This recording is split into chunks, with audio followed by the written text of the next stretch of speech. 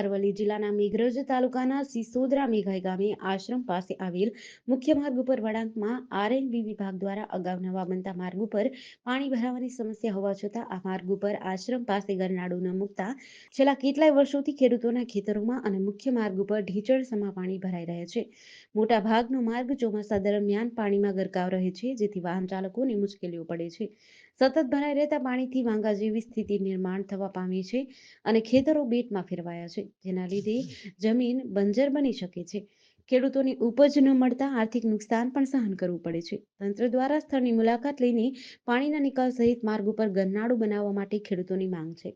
સોદરા ગામે મારી આ પોતાની સર્વે માલિકીની જમીન છે. અહીં આગળ ગરનાળું નાખવામાં આવ્યું નથી. એના પરિણામે અહીં આગળ ચોમાસાના 3-4 મહિના પાણી ભરાઈ રહે છે, કોઈ ઉપજ મળતી નથી અને અમારે આ પાણી સતત ભરાવાથી જમીન બિલકુલ બંજર બની ગઈ છે અને ચોમાસામાં કશું પાક મળતું નથી. તો મારે તંત્રને એટલી જ વિનંતી છે કે અહીં આગળ સત્વરે ગરનાળું નાખવામાં આવે તો પાણી નીકળી જાય અને મારી જમીનને કંઈક ફાયદો થાય, આવી આપણે વિનંતી કરીએ છીએ સાહેબ. જેડીસી ન્યૂઝ સાથે આશીષ વાળંદ, અરવલ્લી.